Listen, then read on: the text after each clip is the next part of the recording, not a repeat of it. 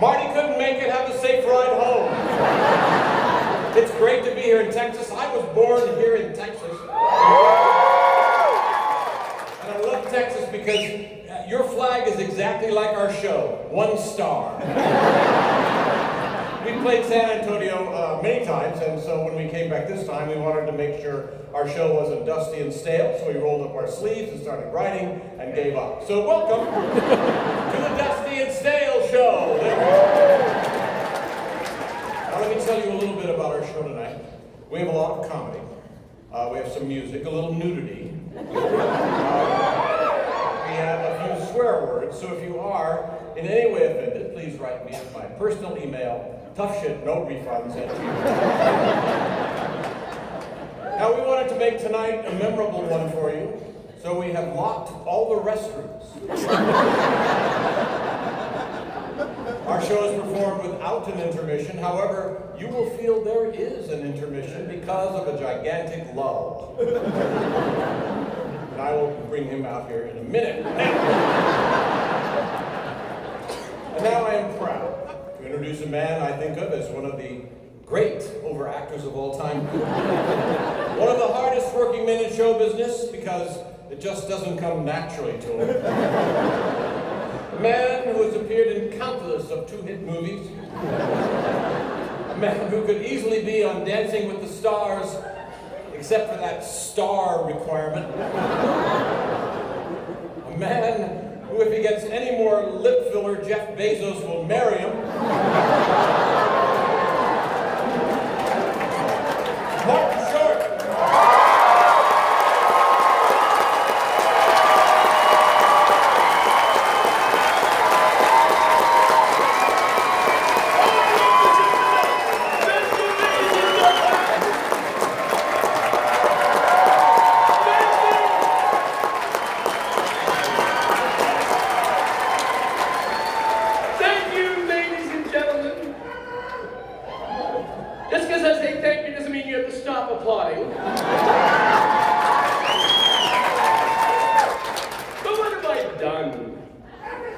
To deserve this kind of ovation to provide decades of quality entertainment.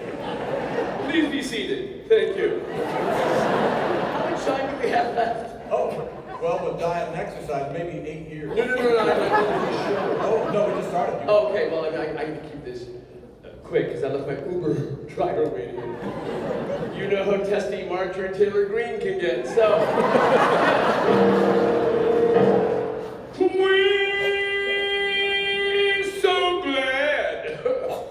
We could be here performing for you. We got an hour of material we stretch into 2. Yes, let's amuse you. And we hope you've been told that laughter is the fastest way of spreading a cold. So tonight's about the friendship. A word that rhymes with dipshit. Yes, not me. Even more than I love.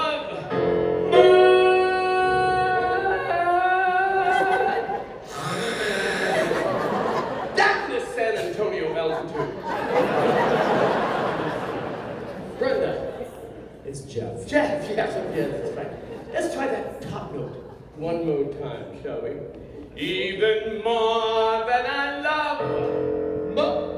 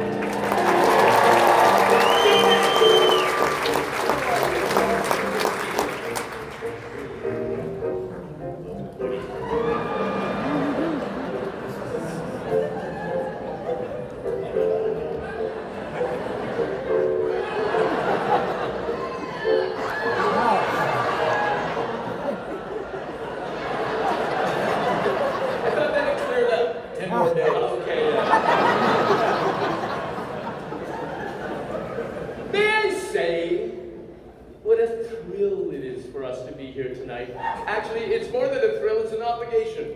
Marty and I call this show, if we'd saved, we'd be home now.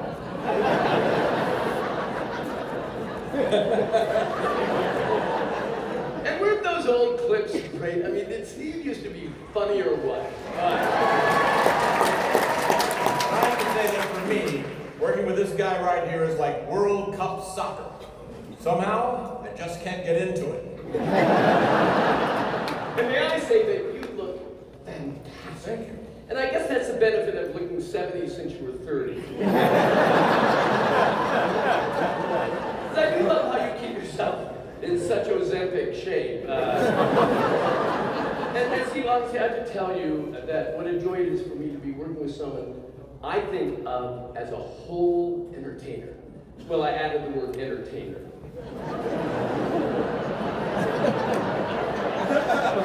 And let me say, what an honor it is for me to be working with someone who looks like a former women's tennis champion.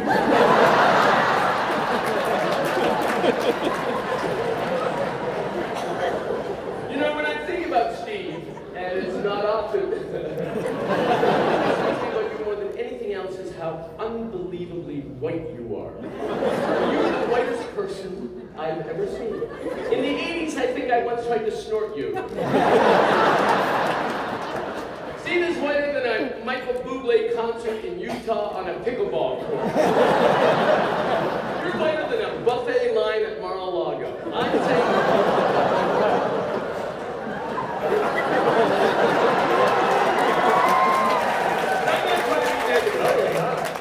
But you look like Anderson Cooper froze to death on New Year's Eve. You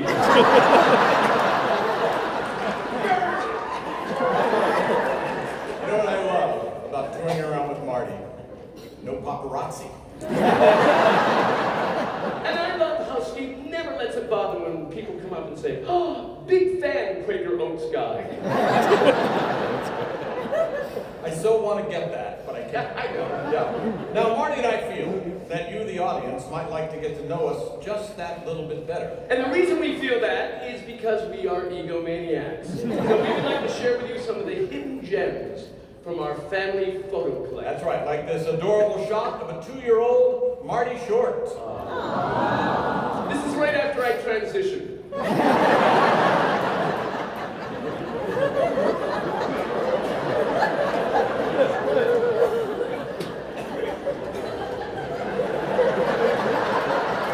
From what to what? I just don't really.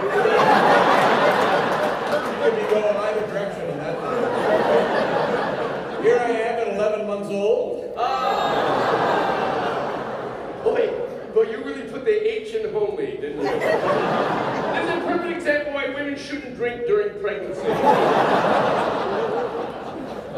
Now this next photo, this was taken right here in Texas. This is me as a young boy, and it's a photo of my first marriage.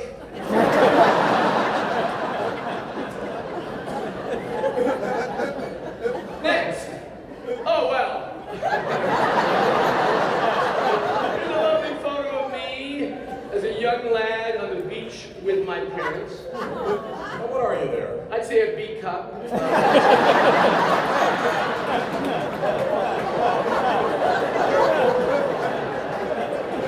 know what's amazing about this photo? How well my parents are hiding their disappointment.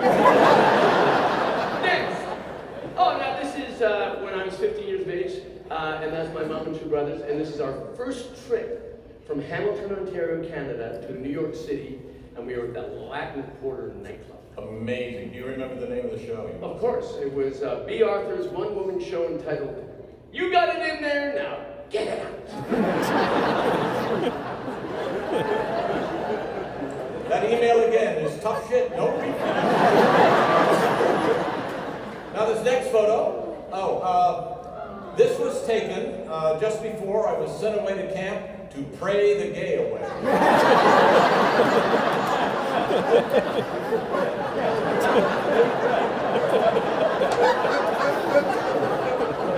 And here I am after I came back from the camp.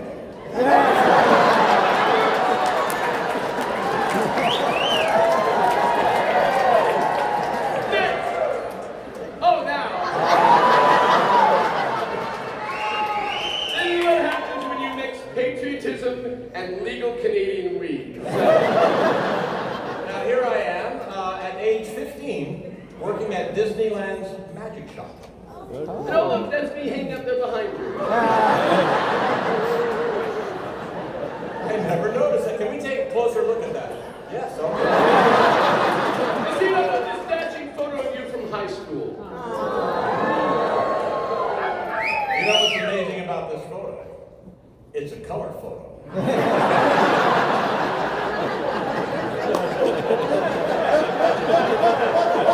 I love this dashing photo of you from high school. This is the year I was voted most likely to marry a cousin. And see, you got your grade point out. I see that.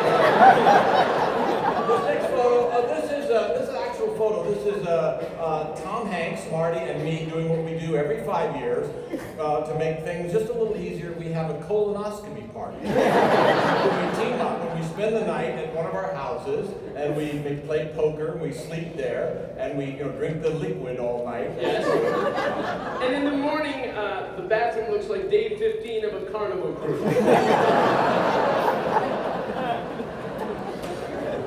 Now this next photo, this is John Belushi, Mick Jagger, Dan Aykroyd, and me.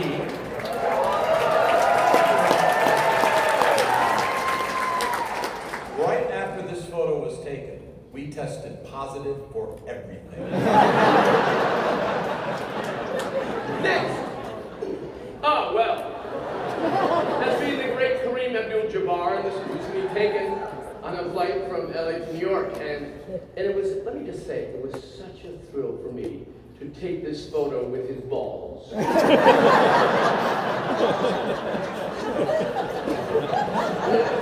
This next photo is Meryl Streep, me, Paul Rudd, Selena Gomez, and Martin Short.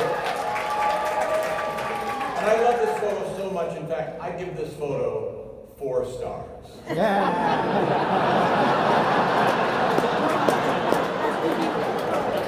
Yes, our show, Morning Murders in the Building, with the great Selena Gomez.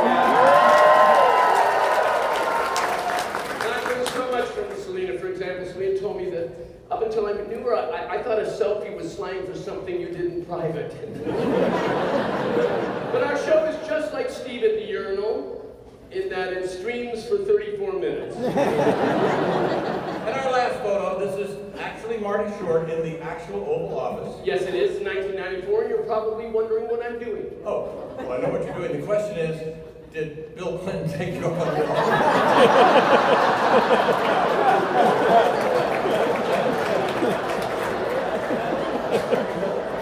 And now it's time to bring back that fabulous musician. A man appears every night on Jimmy Kimmel Live, Mr. Jeff Babko. Right, Jeff.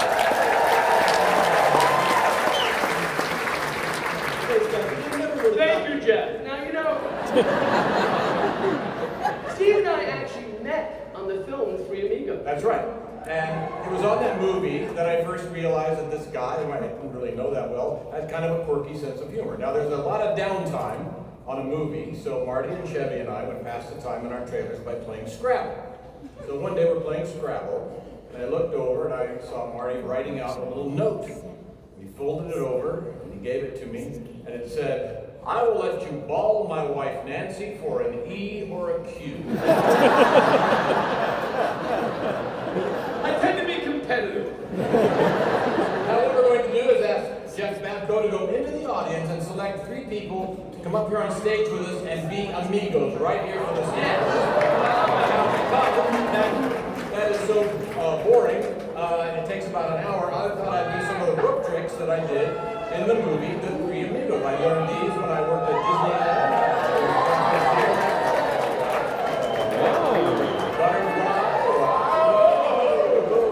Oh, Steve, this is fabulous. You really like it? I do. This thing of me is Ted Lasso. Yeah, that's it.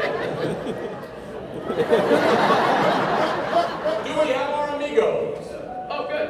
Let's see.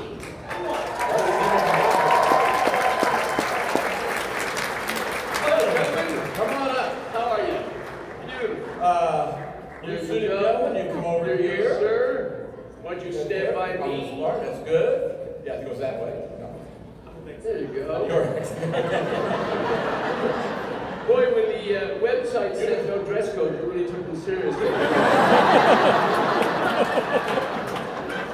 This is your ID. All right.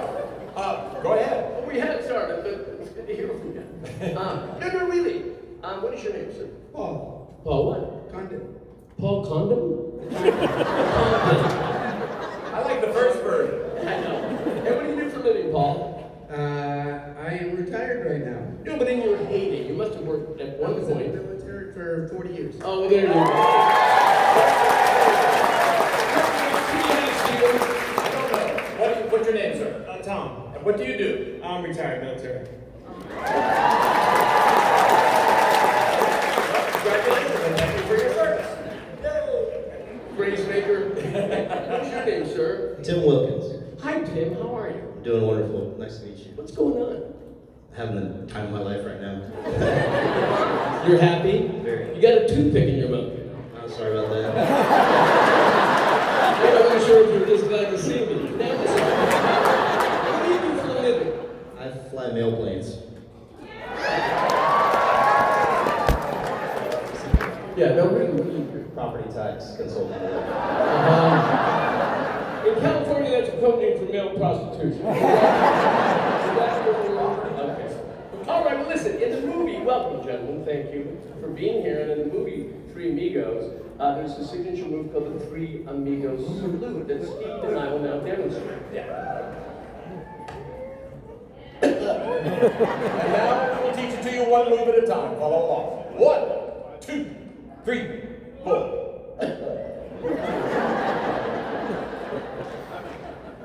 You may be having the time of your life, but I saw no movement here. I know you've heard this before, but your thrust was late.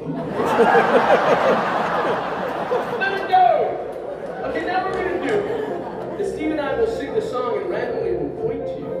And when we point to you, the three of you will do the Three Amigos Salute simultaneously. I have a feeling it's going to be a beautiful thing. Are you ready, Steve? I am. One for each other and all for one. The three brave amigos are we. Brother to brother and everyone. A brave amigo.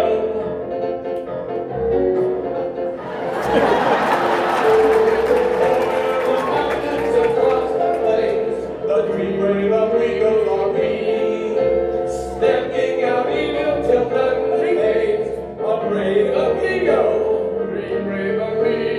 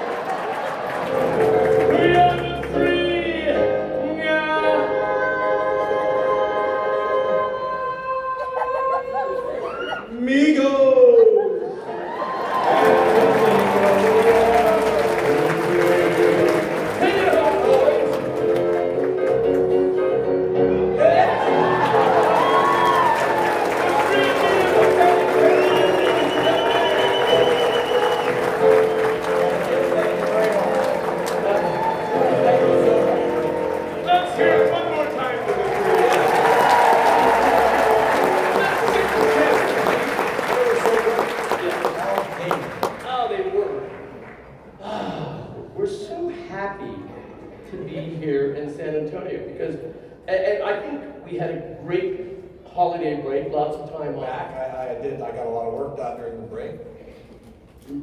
Yeah, I can tell. 20% more and you'll look like Judi Dench. Okay, now, and by the way, Marty Short has a new documentary about him coming out in May 12th, right? That's right. And it's like the one about me, minus the part where you want to watch it. Now, really, if you're in a mood for a documentary about someone who took America by storm with their hilarious wit, Melania opens in theaters tomorrow.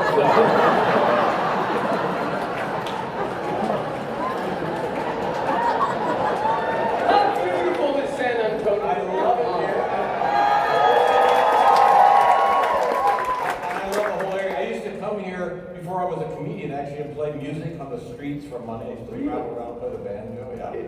keep up with current music? Well, I think we both do because we're now working with a pop star. So just through osmosis, we hear all this music, and it's so cute. You know, I have a daughter, and whenever one of Selena's songs comes on, she runs out all excited. I grab her by the arms and spin her around, toss her in the air. It's so cute. How old is your daughter now? She's 57.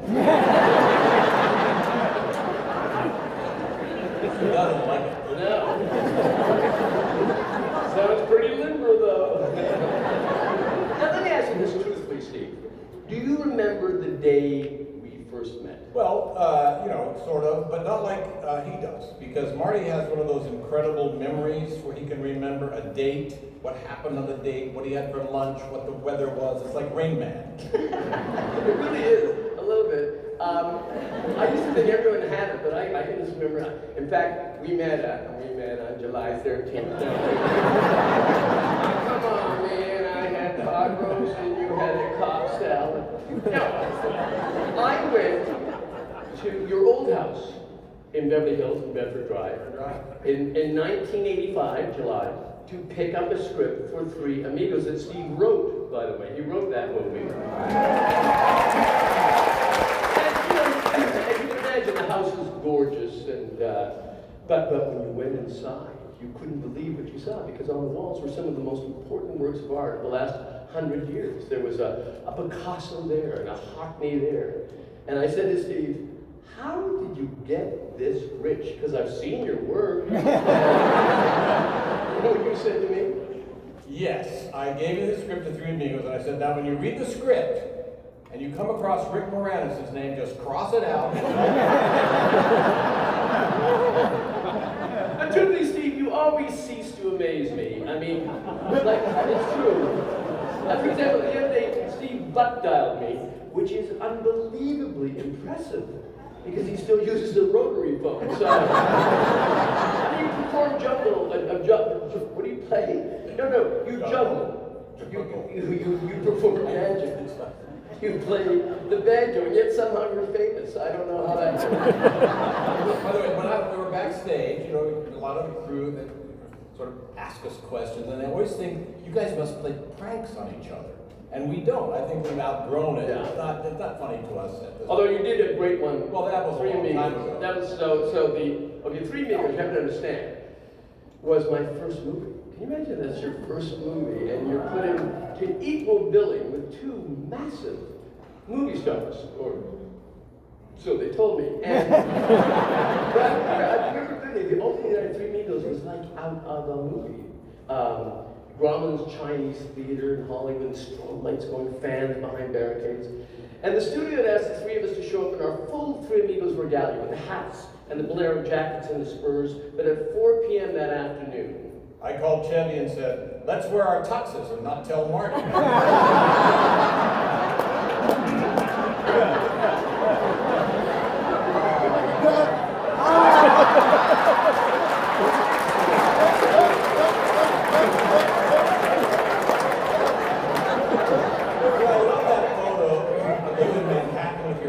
Going to see a show. I know you were a show business nerdy kid. That must have been. I was.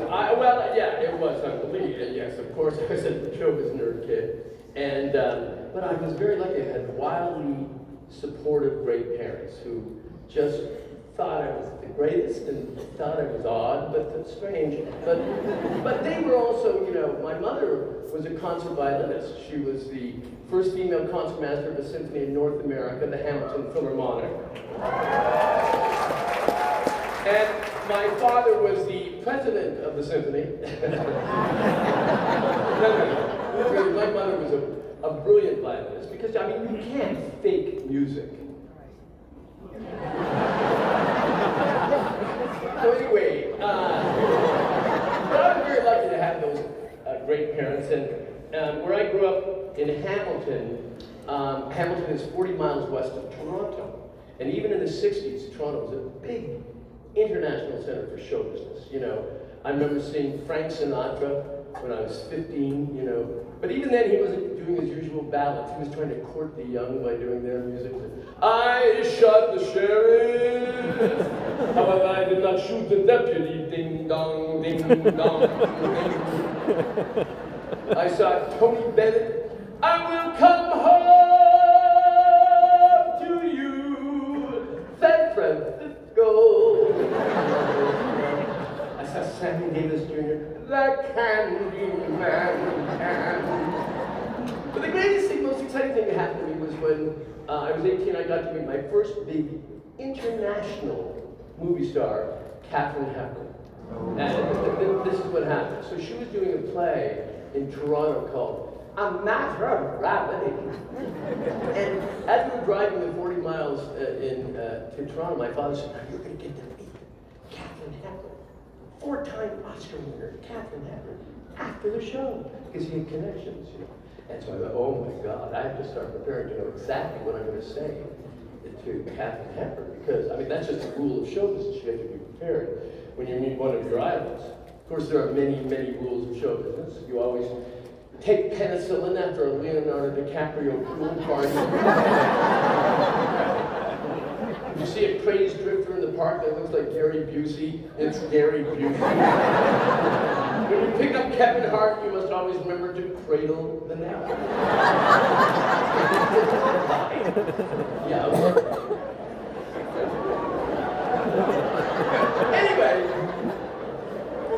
as I said, I planned exactly what I wanted to say to her, and then now it's after the show, we're all standing in a line. She comes out, and I shake her hand. I say, "Miss Hepburn, I just want to tell you that up until tonight, I always knew that you were a brilliant film actress. But it wasn't until tonight I realized you were equally brilliant as a stage actress." And I thought she would say, "Thank you," and then move on to the next person. But she didn't.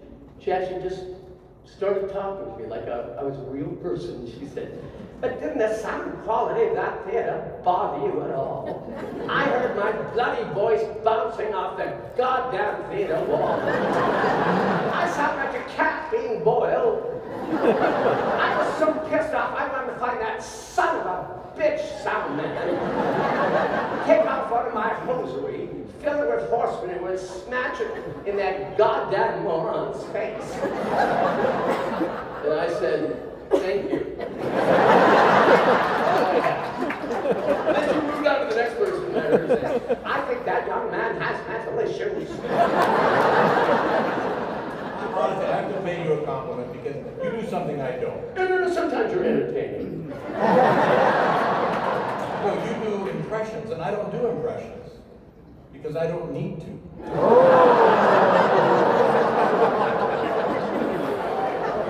Anyway, isn't it amazing to think that I was that kid?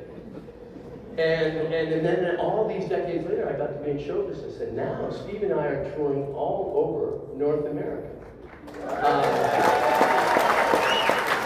Although at Steve's age, she doesn't really tour, just kind of wanders off. And when the curtain goes up, he screams, "I'm ready, Jesus!" and starts walking to the left and left. But we catch him. We know.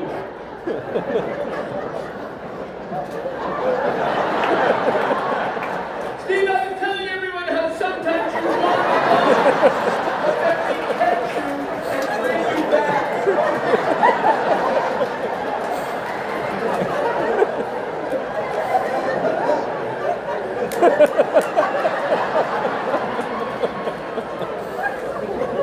Marty, I think it's time that we break a little bit. Now, you know, we joke around, but we are actually very proud of our careers, and we're honored throughout our careers to have won a few awards. That's true. That's right. Between the two of us, we have 4 Emmys, 5 Grammys, an Oscar, and a Tony. And that is a total of 11 awards, so let's see how that distributes. First, the Emmys.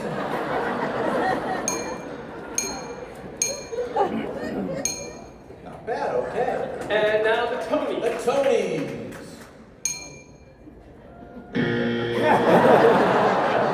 And now, Oscars. And, however, we have 5 Grammys between us. Let's take a look at how that distributes.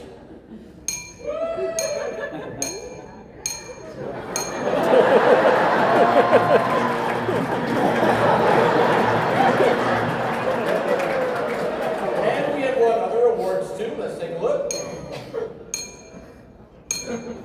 Nice. That's nice. Oh.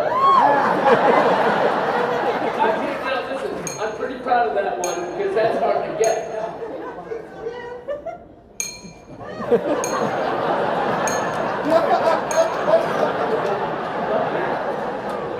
we have a few other awards. There we go.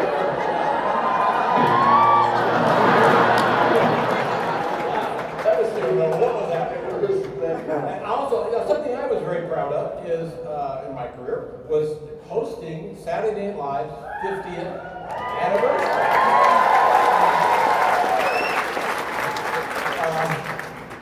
But I remember on the 40th anniversary, because I hosted that too, so I was honored to come back. And I remember during the 40th, I was on stage, and they have the guests coming out to sort of say hello. And on one side of me, here's Paul McCartney, and here's Paul Simon. And I'm standing in between while they do a bit, and I'm just kind of watching them and thinking, how did this happen?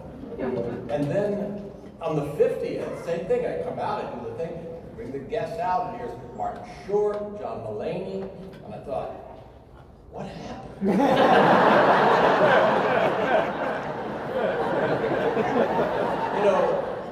Everybody thinks we have an amazing friendship, but we don't. It's what I call it a funship.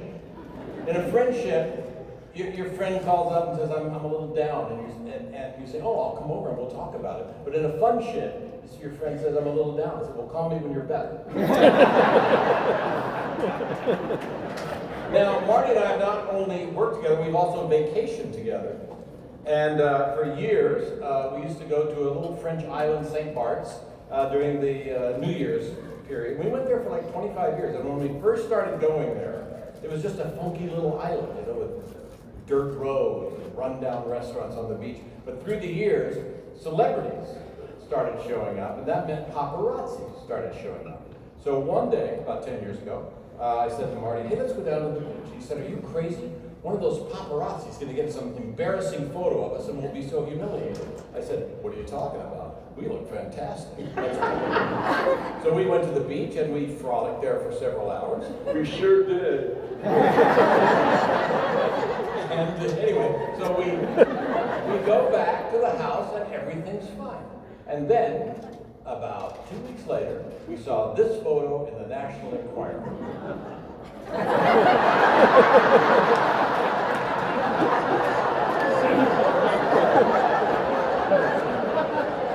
Okay, take it down.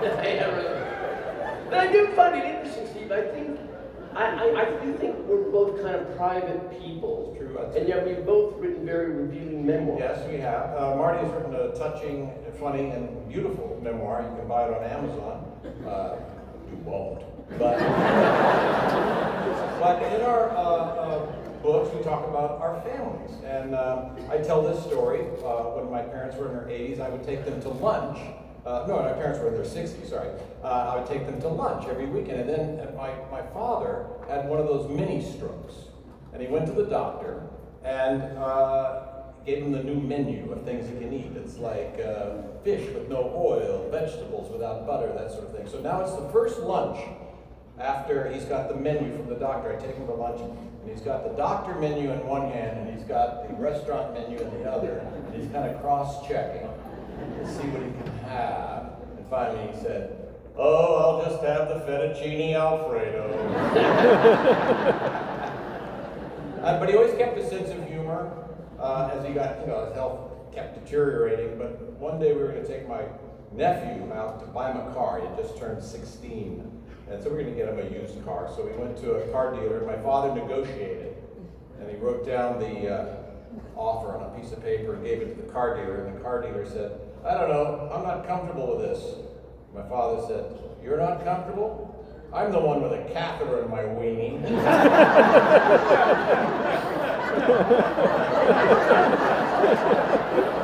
My mother lived to be 90, and toward the end she did have some dementia, which is very sad, and occasionally hilarious. I'll explain. So I'm talking to her one time, and she just stopped, and she said, where's Glenn? That was my father. And I said, well, he died 3 years ago. And she said, well, that explains it. I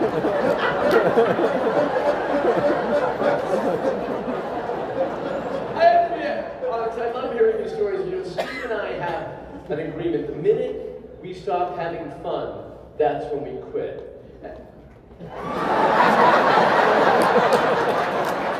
Steve Martin!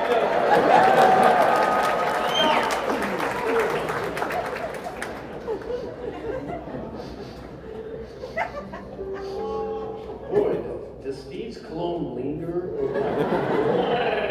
Was that Summer's Eve, an unusual choice for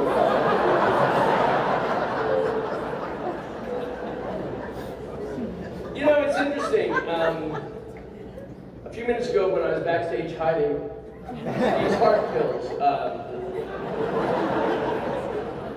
was reflecting on Steven and myself and how we've become, through the years, this great team. I mean, we're like Trump and Putin without the sexual tension.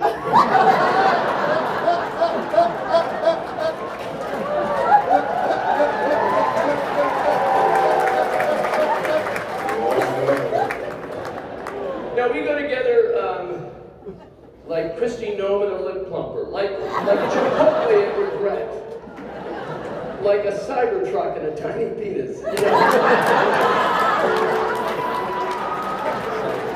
I'm such a fan of Steve's. I mean, I look at his work on the screen and I'm whelmed.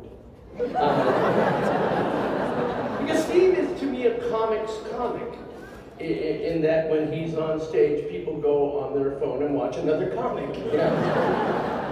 But you know, people always ask me, like, what's Steve Martin really like? And I say, I don't know, you're his wife.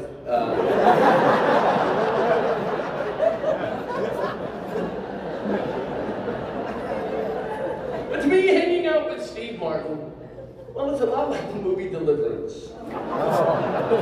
It's all fun and games until the banjos come out.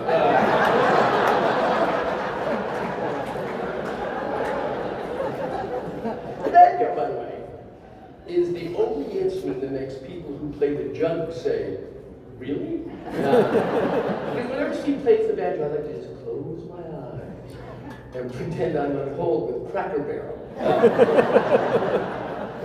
One time I said to Steve, what would you be doing if you weren't a talented comedic actor? And he said, probably what you're doing. And I'm so excited to be here in San Antonio, I must say. Although I could be invited in Xanax talk, but I don't think so. In fact, it's impossible for me to express how excited I am to be here tonight because the Botox is fresh.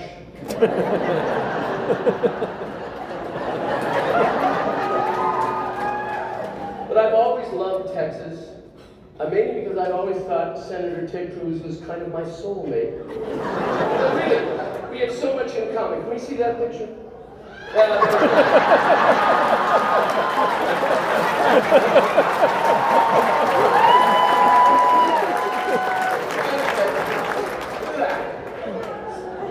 I'm from the same thought. You know, it is great to be here in San Antonio, especially during peak flu and cold season. But listen, here's the thing about our show. It's very, very family friendly if you come from a dysfunctional family.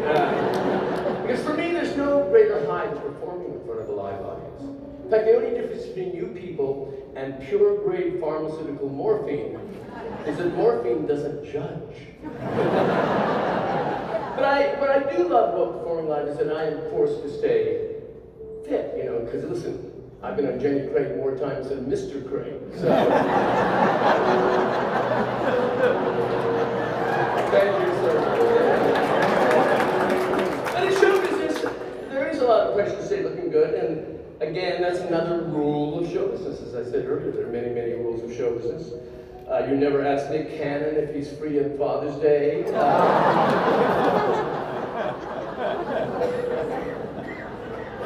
You always let Steve Harvey's mustache sniff your hand before you pet it. You never let Kid Rock drink and they get behind the wheel of his house.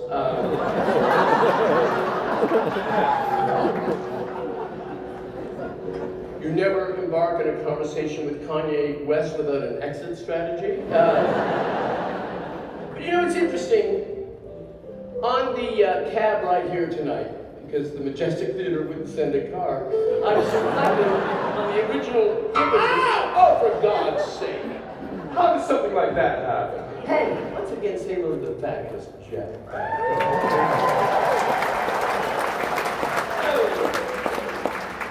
Oh, I've known Jeff forever. He was there when all three of my children were conceived. I know, because I was out of town making a movie at the time. Anyway, welcome, Jeffrey. It's so good to be back in San Antonio with you and Mr. Martin. I was thinking earlier today about when my folks would go out to see a pianist. I would learn things about piano just from them learning things about piano. They had gone to you probably remember this place, the Velvet Turtle, which is between San Diego and all the players Velvet Turtle, they go out and they'd come back, they knew I was a budding pianist and all this stuff.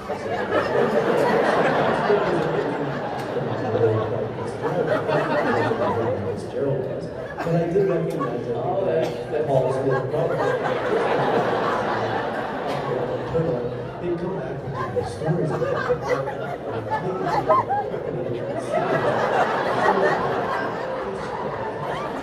this is what I want to do. Thank you so much, Jeff. That was fantastic. See how you put the drawing to a friend with this. What a storyteller. Yeah, but I was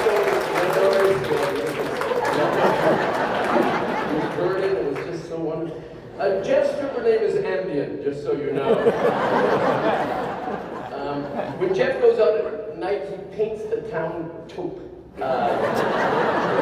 Cocaine calls Jeff Challenge. No, really, tell the truth, Jeff. How long have you been doing this? I started playing piano when I was 4 years. No, I mean sucking the energy out of the theater. Yes, I'm sure it is, yeah. Well, no, listen, I kid, Jeff, and let me just tell you, out of all the piano players in the world, Jeff was available, so anyway.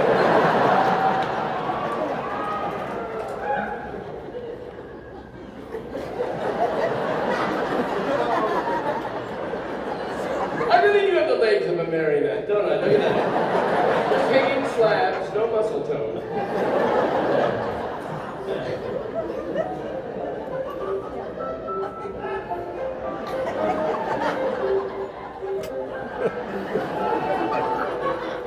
I think these socks were a mistake as well. First of all, they go all the way up to here, unusual for socks.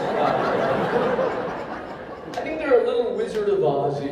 They're going good. What do you think? Can't you just see the house landing on the winch and this thing happening?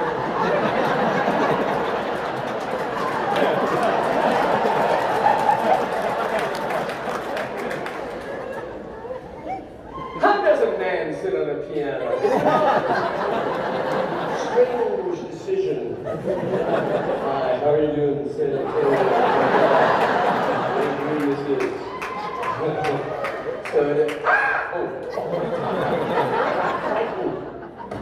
Anyway, or anyways, as the less literate like to say. On the carriage ride here tonight, because I love to pamper myself. The driver said to me, "What is the name of the film you made I hate?" And I thought, oh my God, he knows my work. Then he told me, here's a man who hates me for my work, but doesn't know me well enough to hate me for who I am. So that's why I'm going to tell you a little bit about my life, my journey. As I stated earlier, I'm Canadian. Woo! 3 people, yeah. No, it is interesting. Canada, as you know, is very much like the United States. Except in Canada, if you share a tattoo needle, you get hepatitis A. Very proud of that one, yeah.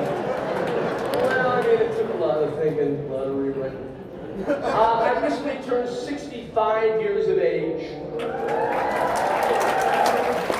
10 years ago. I'm actually 75 years of age. It is insane to suddenly 75. I mean, you know, you kind of go, you know, it's odd because at 75, let's put it this way, the only time I don't have to pee is when I'm peeing.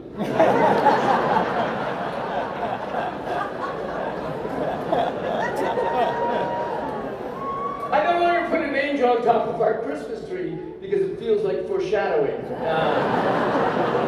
My first love is always in the theater, then television, then movies, and then my family. I grew up in a house filled with love, mainly because our cousin lived with us and she put out.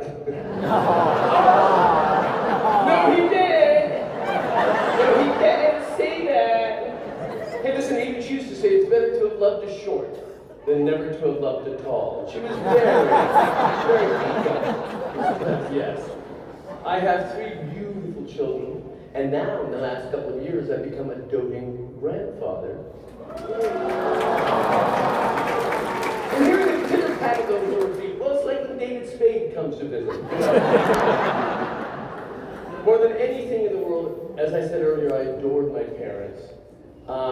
They had a mixed marriage, different genders. It was the 50s, you know.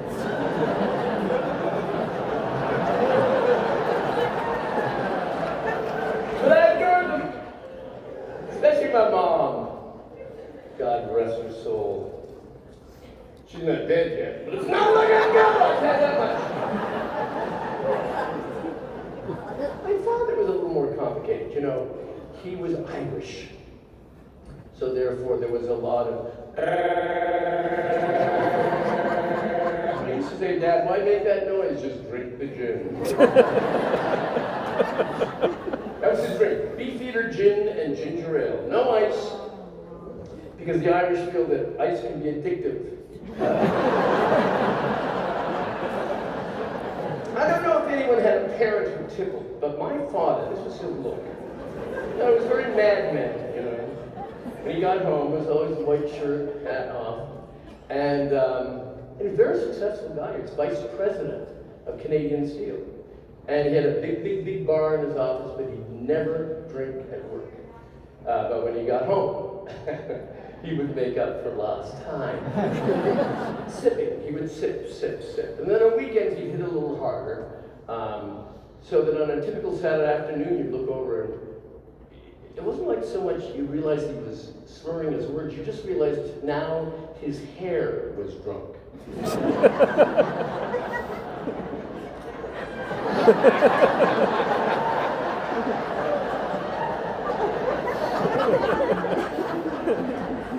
And he was always teaching you the secret of golf. You know, Marty,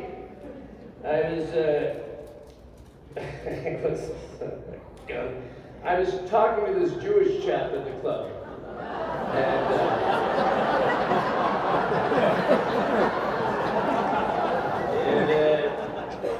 I was having a long conversation with this Jewish chap at the club. I think Goldberg or Silver or Bronstein, I can't remember. I know there was a precious metal involved in his name. I don't know. He said to me, Charlie, did you hear about the blind prostitute? You had to hand it to her. And,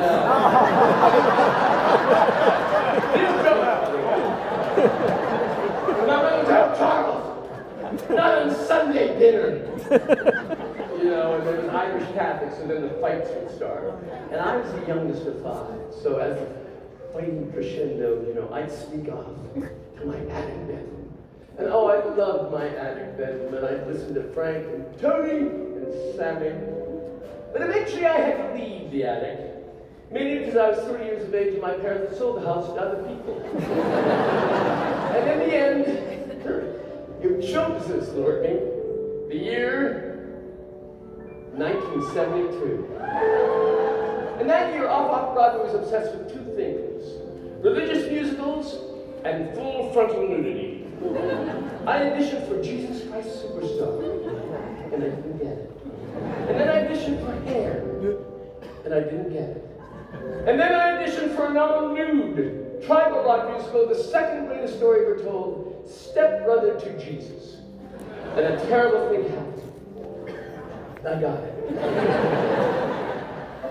My father Joseph, before he met the Virgin Mary, he loved my mother on some would-be Christmas night.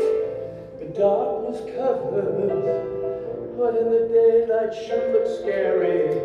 Mother was a leper, and that ain't a pretty sight.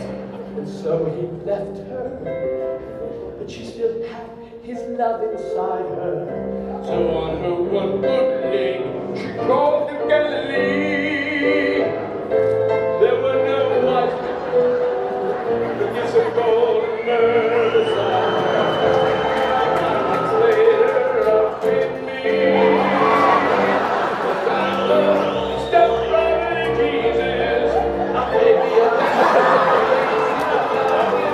step brother Jesus, not happy men I live up step brother Jesus, I sing so loud, don't need to mind.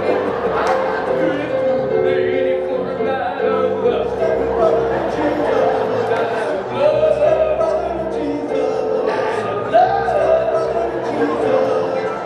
What's the big deal about raising the dead?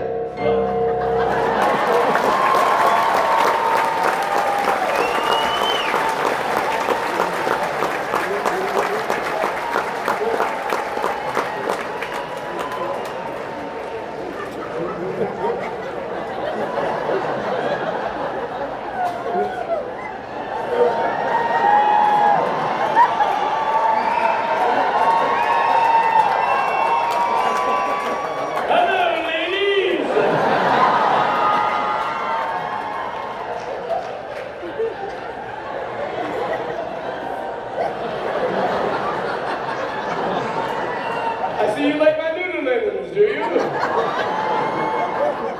Ah, yes.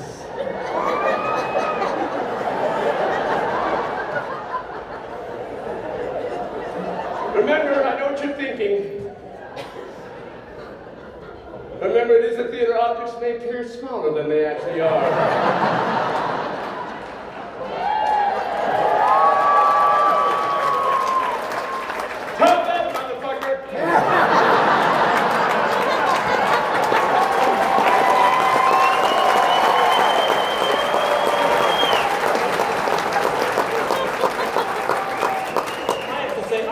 Come back, I'm going to talk to you about this. I know you think this is your part of the show, and it's your communist stick. No. And you, bad dog. And you think, no, this is so funny, but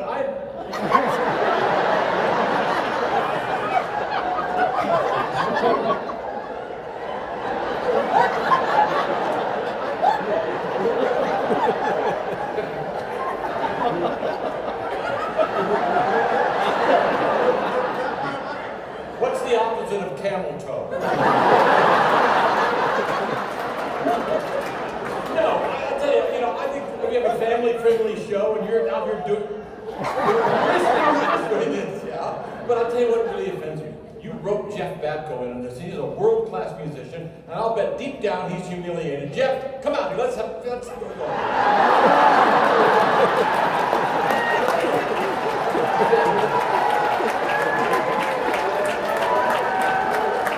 40 years later, and he's still the jerk. Come on, Jeff. I gotta show you something big. I've known Marty for 40 years, and until tonight, I never realized he leans to the right. Now, if your bucket list includes listening to a banjo song in the middle of a comedy show, this is your lucky night.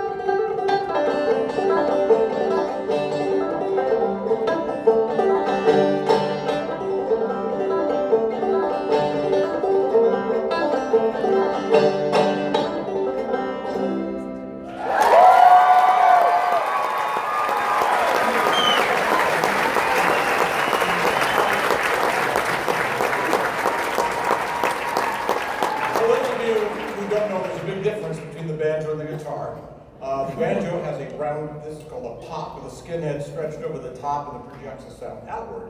And the guitar can get you laid.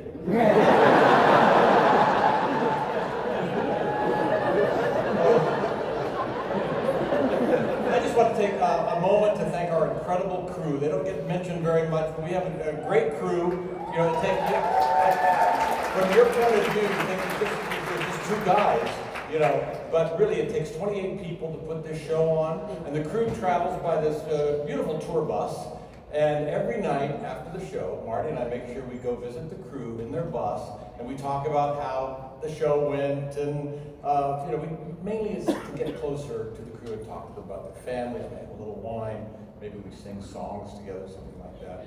And I told Marty, I said, you know, we've got to get a photo of the crew in their tour bus for our memory box. We're not going to be doing this forever. And we got a great photo. Do you have that?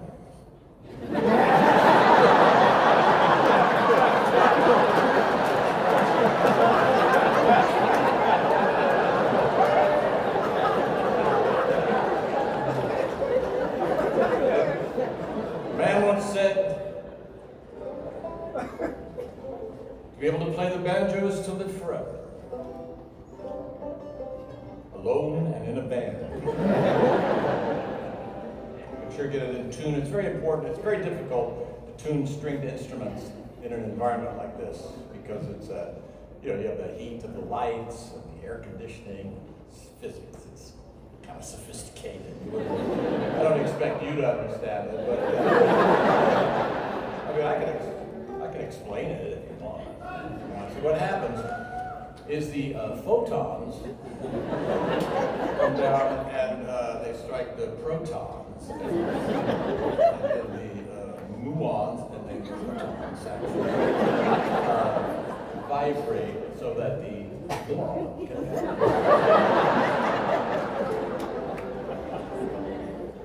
I was recently asked why I don't make as many films as I used to.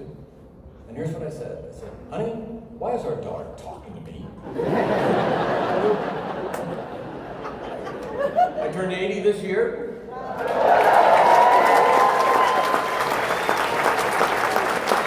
And honestly, I feel like I'm 65.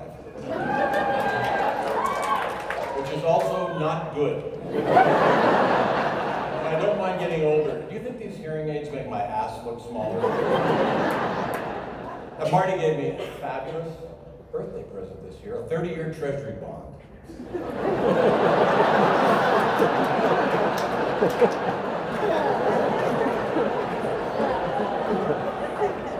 Sometimes I'll ask a little kid how old they are. And they'll go, oh, this many. I go, oh, 4. And they'll say, how old are you?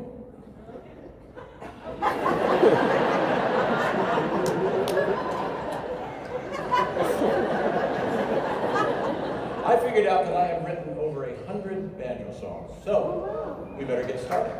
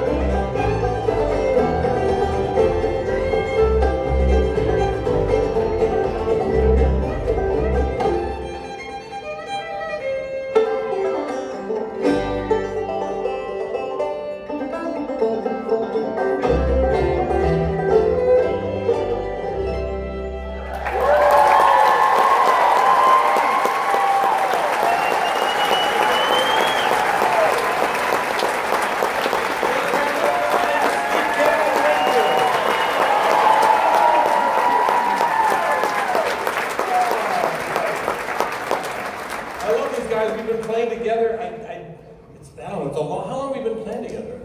I think it's 17 years now. 17 years, oh my God. Ladies and gentlemen, on guitar,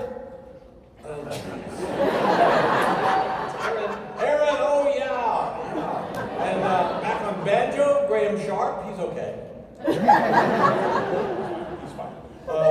And then we have, on mandolin, Mike Gugino. Now Mike, I know you're an incredible bluegrass mandolin player, but can you play Italian mandolin?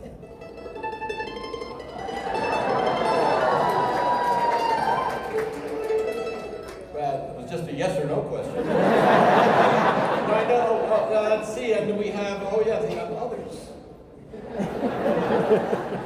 Now, playing with a band is so different from working on a movie because you probably don't know this, but on a movie you can get stuck with someone for months that you actually can't tolerate. Can you imagine?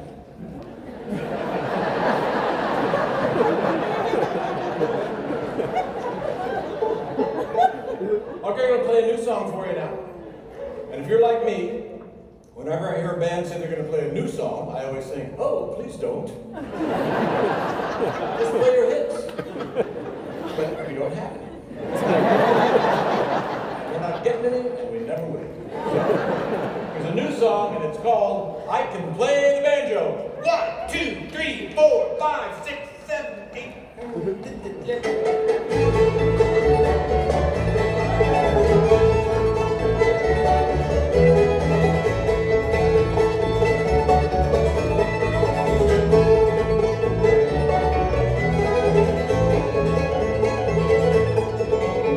Well, people come from miles around just to hear my banjo sound. At my feet they gather round 'cause I can play the banjo. They love to hear how fast I pick and blow their minds. This guy is sitting 60 notes a second because I can play the banjo. Oh, play the banjo. He can play the banjo. I love it when I hear them say that guy can play the banjo. Here we go.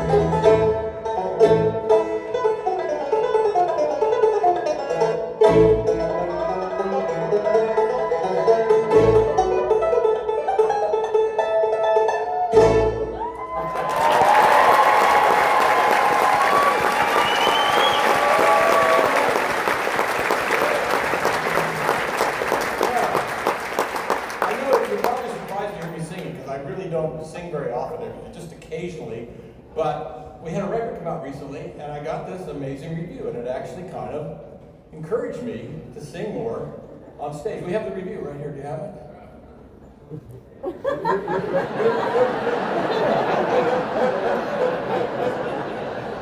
But I'll be honest with you. You know,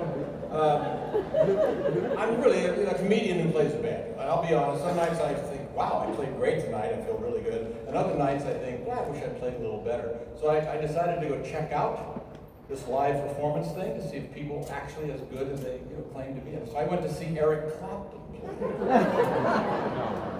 And I thought, he's not so funny. But I gotta say, I kind of like being out here alone without my work wife, because I get to do that.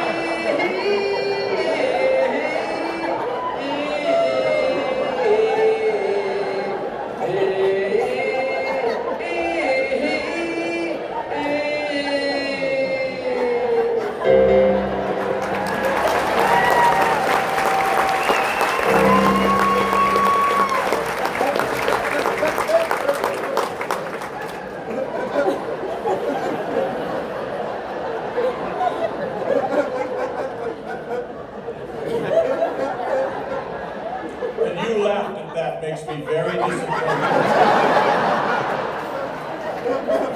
Now I want you to get to know the Steep Canyon Rangers, a Grammy Award-winning Steep Canyon Rangers.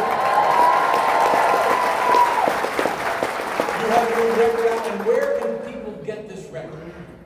At the merch table. Wow, where's the merch table? Just right back there. Too far.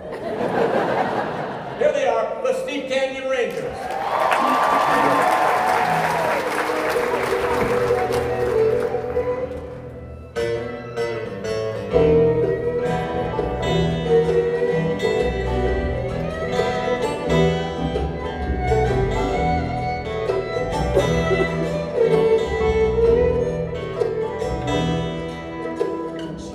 By the soldiers out in the street, stays to the side with her eyes on her feet. She hardly makes a whisper, just barely a word. This is all the baby heard. Be still, Moses, don't make a sound. Be still, Moses, don't make a sound. Be still, Moses, don't make a sound. Keep your head down.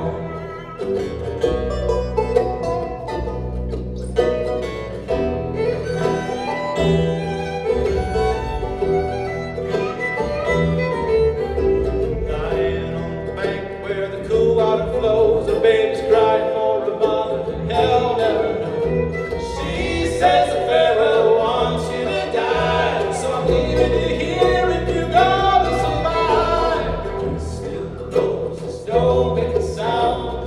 Be still, Moses, don't make a sound. Be still, Moses, don't make a sound.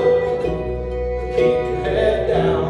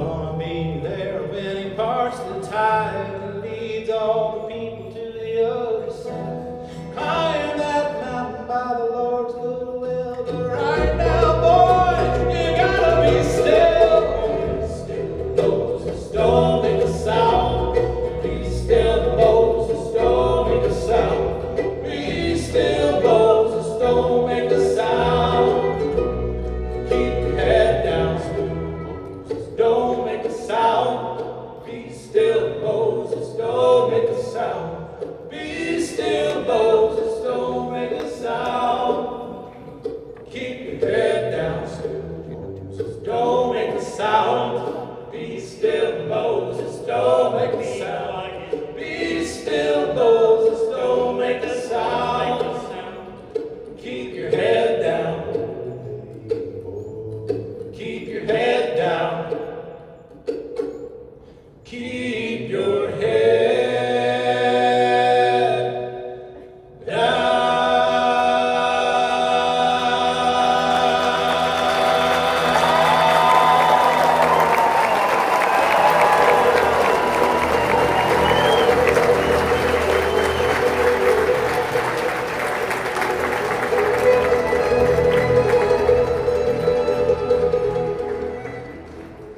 Driver, drive faster, make a good run down the Springfield line in the shining sun. Fly like an airplane and don't pull up short till you break for Grand Central Station, New York.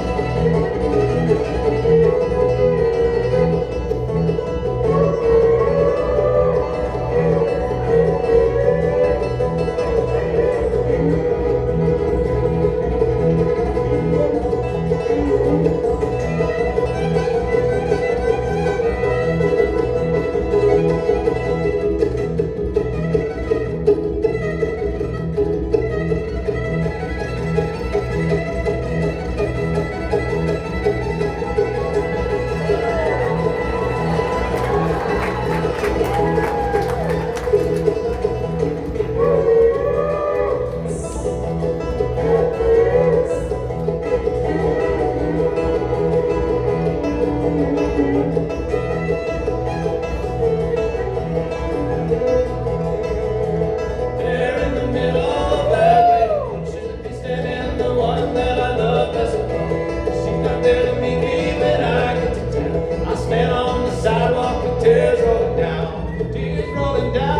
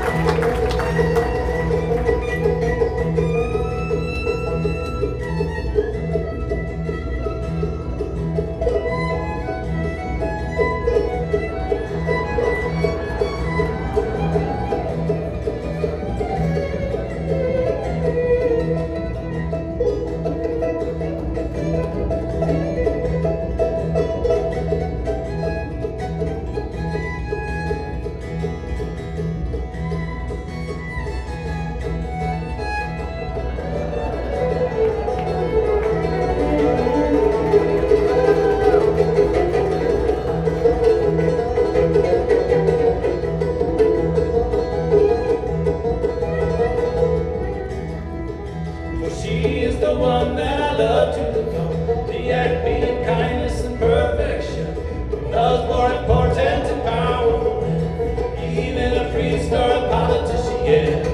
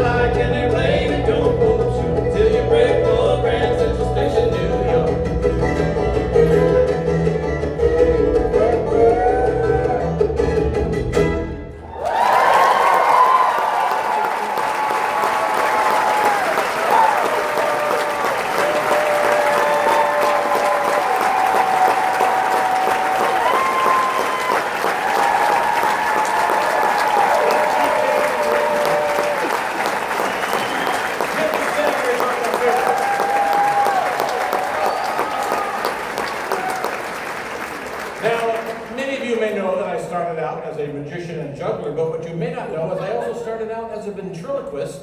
I'm going to show you some of those skills tonight.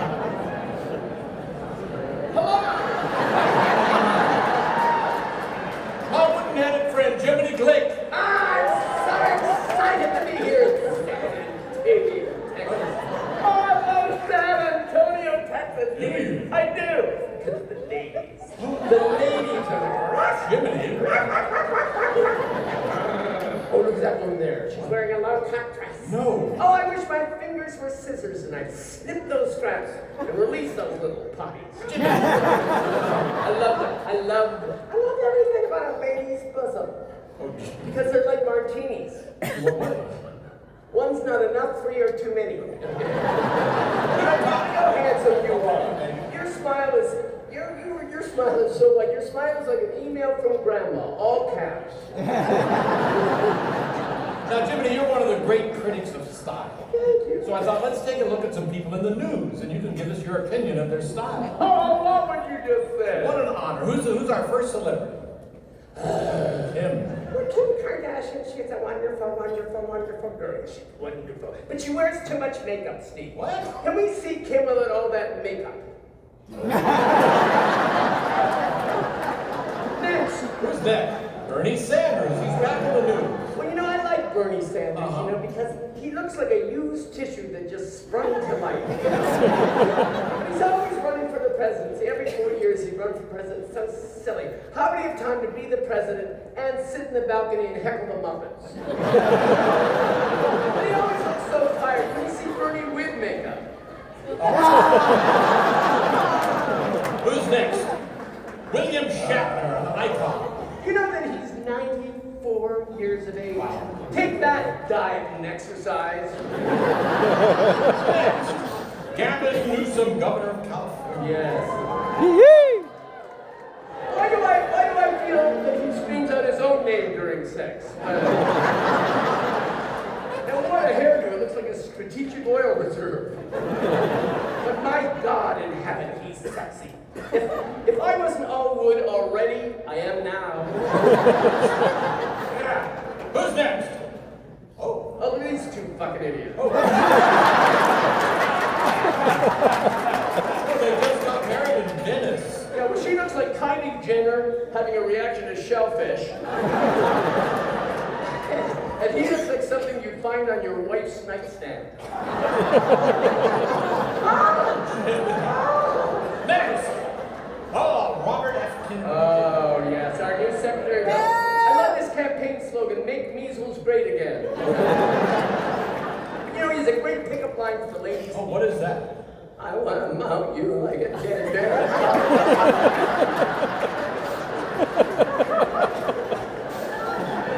Could you do that one more time for me? I want to mount you like a dead bear on top of my chest. Who's next? Rupert Murdoch. Oh, you know, he's 96 years old. And he just got married for the 5th time. And on their honeymoon, his new bride gave him a beautifully engraved bracelet. Oh, what did it say? Do not resuscitate. Next. This is what it would look like if cocaine had a face. Next. Hugh Jackman, the greatest showman. This is an interesting fact, Steve. Do you know what his porn name is? No, what? Hugh Jackman. Next. Elon Musk. Now, by the way, musk is also a scent the ladies like. Oh. Do you know where you get the musk scent from, Steve? Well, actually, I do. Scientifically, it's extracted from the anal gland of the male musk deer. I was going to say Walmart, but whatever. Moving on. Get it your way, I'll get it mine. Who's next? Oh, look, it's the anal gland of the male musk deer. Looks like a bouncer in a lesbian bar. Okay, I'm done. Get out. Oh, but it's such a long distance from... Simply click, ladies and gentlemen.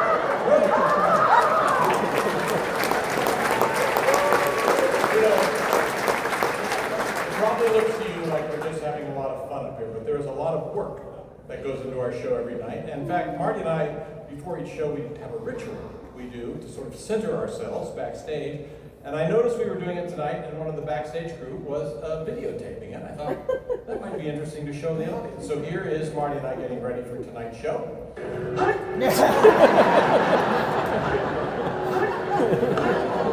Let's bring back Marty.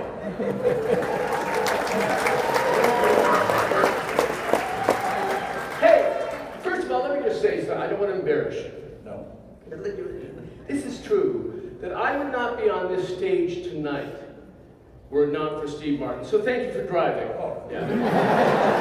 And we hope you have enjoyed our show tonight, but if you didn't enjoy our show, perhaps when you go home tonight, you should take a good look at yourselves in the mirror.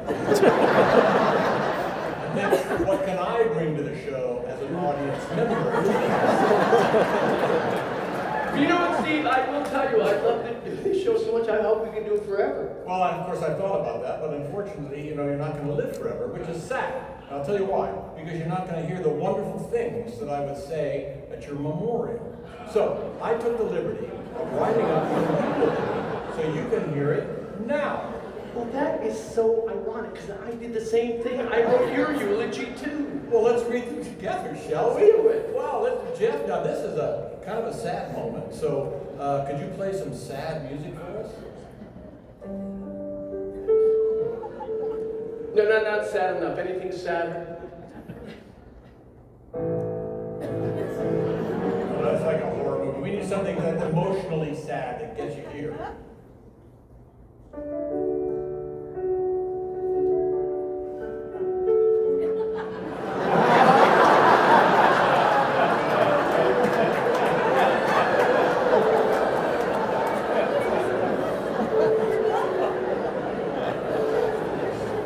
So, Marty, I dedicate this eulogy to you.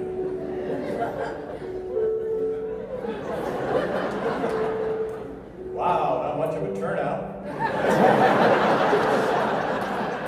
Marty did not want to be cremated, too late.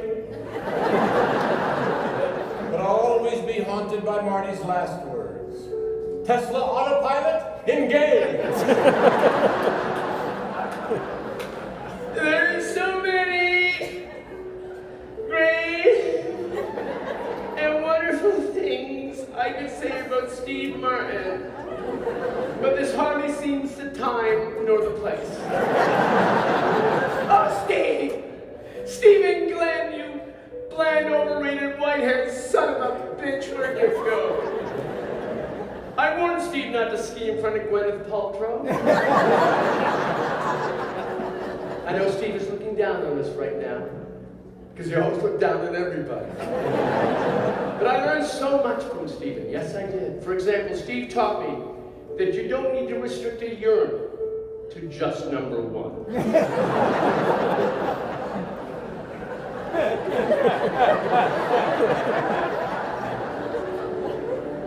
Looking at Marty in that casket reminds me of that famous Saturday Night Live sketch, Dick in a Box.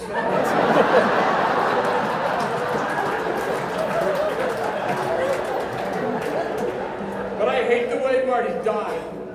Who knew Spanx could squeeze you to death? And Marty was taken away from us too soon. But sadly, not before he played Jack Frost in Santa Claus. Oh, Steve! It's so hard to look at you lying there, motionless, colorless, stiff, so lifelike. The good news is, with Steve gone, download should be so much faster on Pornhub. And Steve is such a great guy. You can tell that from his children. They're so polite. You go to his house and they say, "Would you like anything, Mr. Short? Could I get you a drink, Mr. Short? Can you give this note to the police, Mr. Short?" And I'd like to close this tribute by showing you my favorite photo of Steve.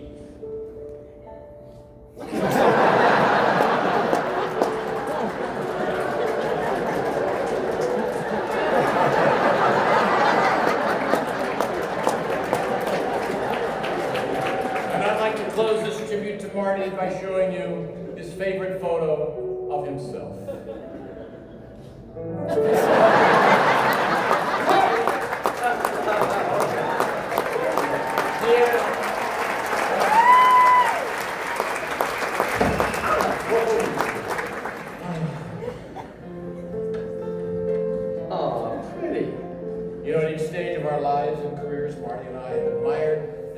inspired by so many comedians, not only the great ones who came before us, but so many of the younger comedians that we love today. So we picked out a few of our favorite lines from some of our favorite comedians. Like this one from Stephen Wright. I was walking down the street wearing glasses when the prescription ran out.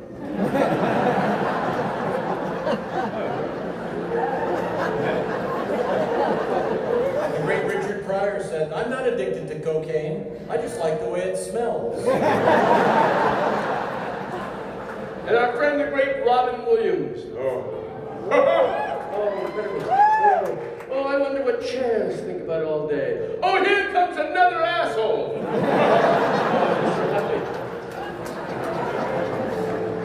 And my friend, the Scottish comedian Billy Connolly, said, who discovered you could get milk from cows? And what did he think he was doing at the time? Or Rodney Dangerfield. I was making love to my wife and she had this faraway look in her eye and I said, is there someone else? And she said, there must be.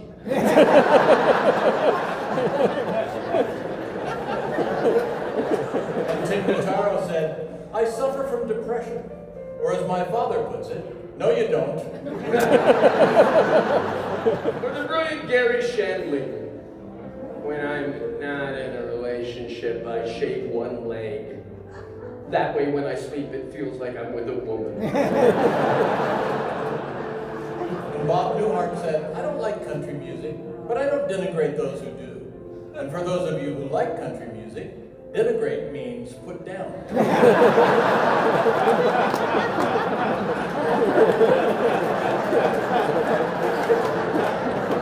And finally, the great Phyllis Diller. You see these two things here? You can turn these dials all night and the picture doesn't get any better. And what's a more appropriate way to end our show tonight than with this beautiful ballad by the great Stephen Sondheim. Isn't it rich? Are we a pair? Me here at last on the ground, you in midair. In midair.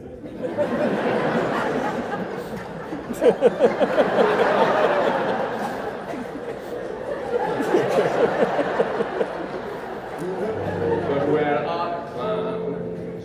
Isn't it bliss? Don't you approve? One who keeps tearing around, one who can't move.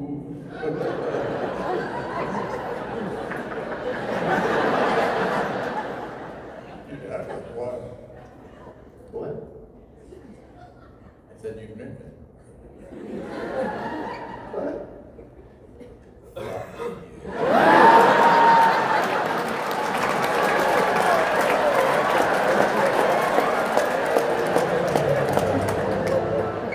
Where are the clowns? Send in the clowns. Sexy Just when I stopped opening doors, finally knowing the one that I wanted was yours. You know, it's amazing you say that because, you know, I was home the other day and my door stopped working and I thought, where do you even get a new door? And then I realized Home Depot.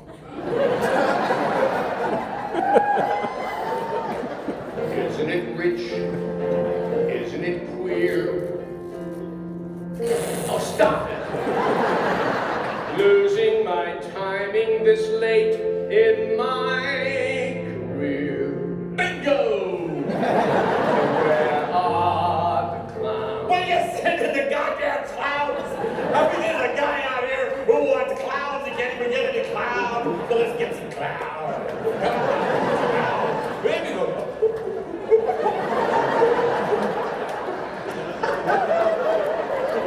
The water, we're here.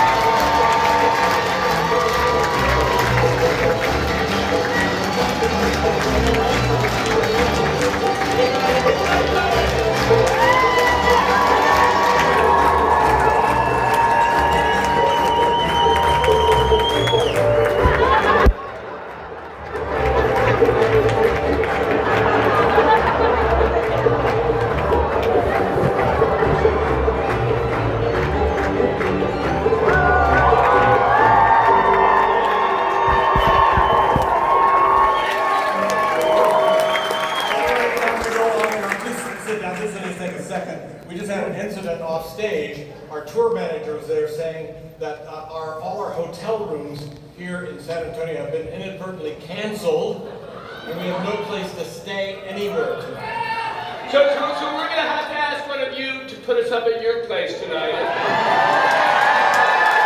Whoa. It's not that easy. We do have a few requirements. Yeah? We need a little space for two. Something with an ocean view.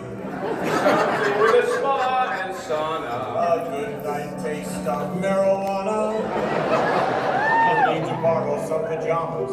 I wear men's. And I wear mama's.